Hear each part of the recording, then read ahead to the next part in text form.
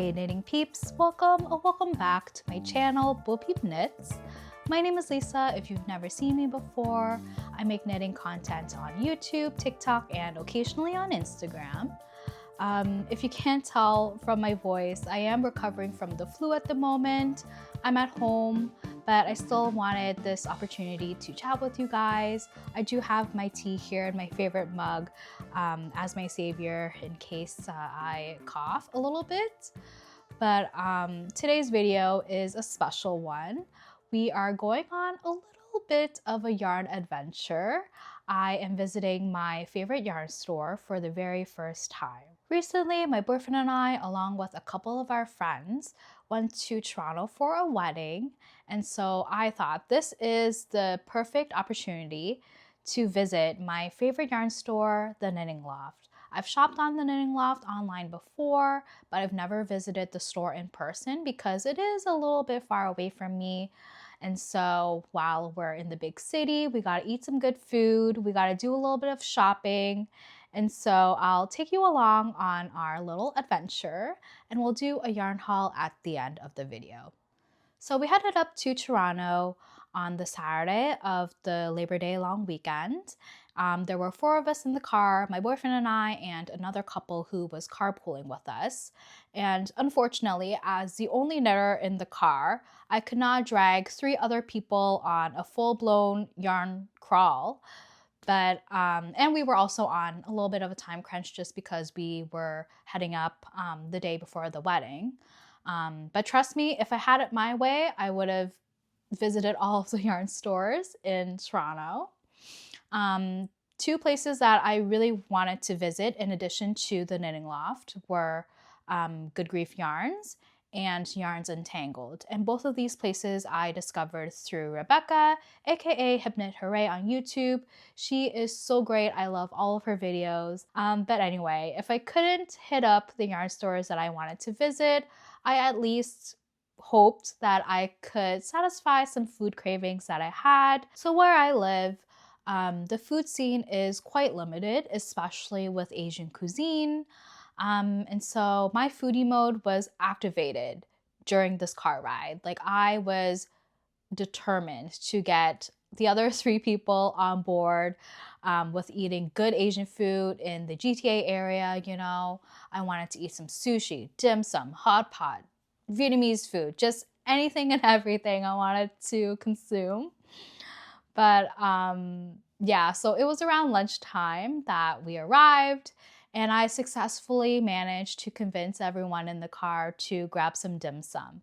And if you've never heard of dim sum before, it's basically like Cantonese brunch, where it's like, it's an assortment of all these small dishes, so like little dumplings and noodles and buns, and you eat this meal family style, so you share amongst a large group, and you eat these dishes alongside with tea.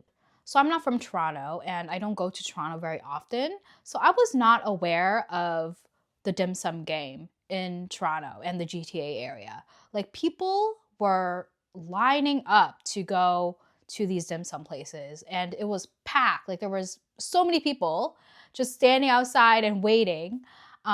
So we finally managed to get a reservation at a dim sum restaurant, or I think they're a Chinese restaurant, but it's called UC Food in Yorkdale. So I managed to get a rezo there, and we ordered some dim sum classics at UC Food like hakao, siu mai, cheng fen, and some other special dumplings that they had, and also a nice sashimi platter because your girl was really craving sushi. And we weren't sure of our dinner plans yet at that point in time. So this was the group's way of appeasing me, and I truly appreciated it. After running some errands and doing a little bit of shopping at Yorkdale, we finally made it to the Knitting Loft. As soon as I stepped into the store, I felt like I was just transported into yarn heaven. Like there were skeins of yarn just stuffed in like all these yarn shelves that were from floor to ceiling. Like there was yarn everywhere. I was just kind of taken aback, like in a good way. I was feeling a little bit overwhelmed there was just so much to look at. And I felt like as I was wandering around the store and touching the yarn and kind of like experiencing everything, it was just all a blur, kind of.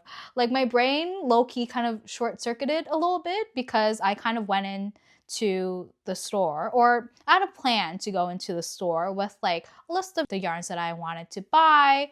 And as soon as I stepped into the store, like that list just kind of went out the window. Like it just didn't exist.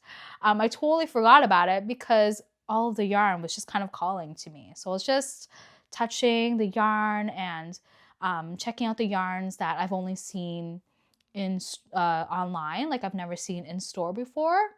I knew that I was with 3 other non-knitters, so I didn't want to take up too much time. But luckily, they hung out in the cafe section of the knitting loft, and they flipped through some magazines, and they bonded with the cute dog, who I unfortunately didn't get to bond with. I've visited a lot of yarn stores before, and the knitting loft is hands down the best experience. I really felt like the people there were so warm, inviting, and friendly. And one of the workers actually approached me about the spy top that I was wearing. And it was just such a pleasant conversation to have. I felt really acknowledged in the store. I've always had a really great experience shopping online with the knitting loft, but shopping in person really cemented my love for the store. They have a lifelong customer right here. They're gonna see me whether they like it or not. I really enjoyed shopping with the knitting loft. Not sponsored, if it wasn't obvious. Yeah, so that was my knitting loft experience. Also, in case you were curious, we did end up going to sushi for dinner. What can I say? Your girl makes a convincing case, But it was just so good that I completely forgot to film. But trust me, on this one, it was really fantastic. So before my voice completely gives out, let's do a little yarn haul. I didn't buy all of this yarn at the knitting loft. I promised myself I wouldn't go too crazy. And again, my brain did short circuit and I completely forgot what yarn I was going to buy in the store anyway. But yeah, this yarn was all kind of accumulated from purchases that I've made at various yarn stores. But I'll start with the yarn that I got in person at the knitting loft. While I was at the knitting loft, I really wanted to touch and feel the yarn brands that I don't have access to at my local yarn stores. I don't think I've ever touched a skein of hand-dyed yarn before. I don't think my local yarn stores carry hand-dyed yarn. And so the brand Aimée was really intriguing to me. So when I went to the Aimée section in the knitting loft, I was so enamored by all of the yarn. And I did remember that the knitting loft had some Aimée on sale. So I asked one of the associates if I could see the yarn that was on sale, just because they didn't have it out. And when I laid eyes on this color, like, oh my God, it was just so beautiful. So this is Aimée yarn in the Merino DK yarn base, and the color is called Souvenir, which is very fitting for this trip. So I got 2 skeins of this beautiful yarn, and I don't even know why it was on sale. Like maybe Aimée is discontinuing their Merino DK yarn base. I'm not too sure.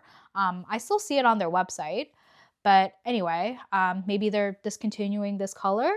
But regardless, it was $27 each skein, which is more than what I would spend on a skein of yarn, but it is hand-dyed and it is Aimée, and it was on sale, so I thought that I should definitely take advantage and purchase this yarn.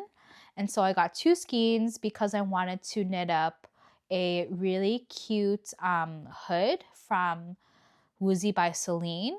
I think the pattern is called the Evie hood. And I think that this Hand-dyed yarn would be so beautiful with that like star pattern that is in the hood. So I'm really excited to start that project. Maybe I might work on that during the winter. But yeah, I just completely fell in love with this yarn, and it is actually so soft and the colors are so beautiful. I'm just so excited. The next two yarns are also from the Knitting Loft, but I shopped for these online. I went in store and fell in love with the Isager or Isager, I don't know how to pronounce this brand, but the Isager Silk Mohair. This one is in the color 62. I was looking at 63, but sadly they were sold out online. So I went ahead and purchased 5 skeins of this one because I wanted to use this yarn to hold with another yarn for a very special project that I will talk about maybe at a later time. I'm hoping that this color will still work with the yarn, but I haven't tried it yet. So I will keep you guys posted on that. But when I felt this yarn in store, I was so mesmerized. It is the softest mohair yarn that I've ever felt in my whole entire life. Like, people are not kidding when they rave about this yarn. It is so luxurious and soft. I can probably sleep on this mohair. Like, it is that soft. I really get the hype with the Isager silk mohair. And I can't wait to use it for that special project. The next yarn that I got is also a mohair yarn. This is the Knitting for Olive Soft Silk Mohair. Also really, really soft. I feel like the Isager mohair is like a slight bit more soft, but this one is also super silky. I have never used yarn from Knitting for Olive before, and I thought that, this was my opportunity to try it out. So I went ahead and ordered 5 skeins of the Knitting for Olive Soft Silk Mohair in the color Cloud. I fell in love with this color in store, and so I wanted to purchase this, and maybe it would be enough for the blouse number 1 light by My Favorite Things Knitwear. So I'm hoping to use this mohair yarn for that project. The next yarn that I got was from my local yarn store. I think this brand of yarn is discontinued now.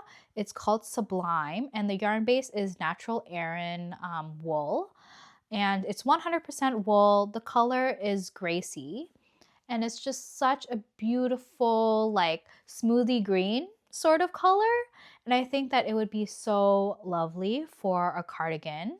I'm not too sure exactly which cardigan pattern that I'm going to knit with this yarn yet, but please stay tuned. I plan to use this yarn for a project in the fall or winter.